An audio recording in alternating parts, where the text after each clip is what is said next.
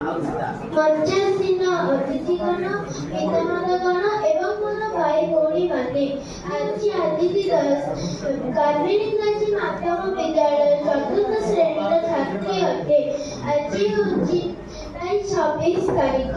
ପ୍ରତିବର୍ଷ ଆମମାନେ ଏହି ଦିନକୁ କାର୍ଗିଲ ବିଜୟ ଦିବସ ଭାବରେ ପାଳନ କରିଥାଉ। 1999 ମସିହାରେ ଭାରତୀୟ ସେନା ପାକିସ୍ତାନକୁ ଏହି ଯୁଦ୍ଧରେ ହରାଇଥିଲେ।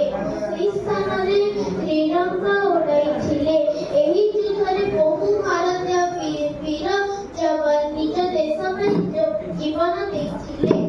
ସେମାନଙ୍କୁ ସ୍ମରଣ କରିବାକୁ ଆମମାନେ ଏହି କାର୍ଗିଲ ବିଜୟ ଦିବସ ପାଳନ କରିଥାଉ।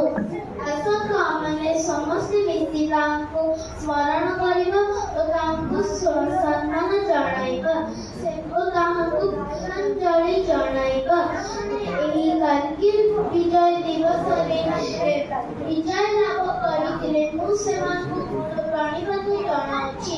ଆଜି ଆଉ ଏକ ବିଶେଷ ଦିନ ପାଇଁ ଆମମାନେ ଏକତ୍ରିତ ହୋଇଛୁ, ଯାହା ହେଉଛି ପିତୃ ମାତୃ ଦିବସ।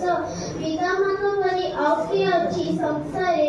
ରଣ୍ୟଶ୍ରୀଜୀ ଦିଏ ପ୍ରାଣ ତାଙ୍କରି ସେବାରେ। ମା ବାବାଙ୍କ ବିନା ମୋର ଜୀବନ ବ୍ୟର୍ଥ ଅଟେ। ସେମାନେ କେବଳ ମୋତେ ଜନ୍ମ ଦେଇନାହାନ୍ତି, ମୋତେ ଆଗକୁ ବଢ଼ିବାର ଶକ୍ତି ଦେଇଛନ୍ତି।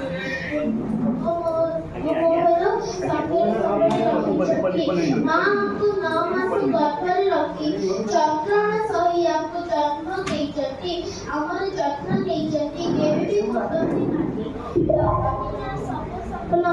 ବାବା ନିଜର ସବୁ ସ୍ୱପ୍ନ ଛାଡ଼ି ଆମର ସ୍ୱପ୍ନ ପୁରା କରିଛନ୍ତି। ଆମର ଭଲ ପାଠ ପାଇଁ ଚାହିଁଛନ୍ତି। ଆମର ସଫଳତାରେ ତାଙ୍କର ସଫଳତା ଦେଖିଛନ୍ତି। ଆମର ପୁରାଣ ଗ୍ରନ୍ଥରେ ଲେଖାଯାଇଛି, ପିତା ସ୍ୱର୍ଗ, ପିତା ଧର୍ମ, ପିତା ହିଁ ପରମ ବ୍ରହ୍ମ। ଅର୍ଥାତ୍ ବାପା ହିଁ ସ୍ୱର୍ଗ, ବାପା ହିଁ ଧର୍ମ, ବାପା ହିଁ ପରମ ତପସ୍ୟା।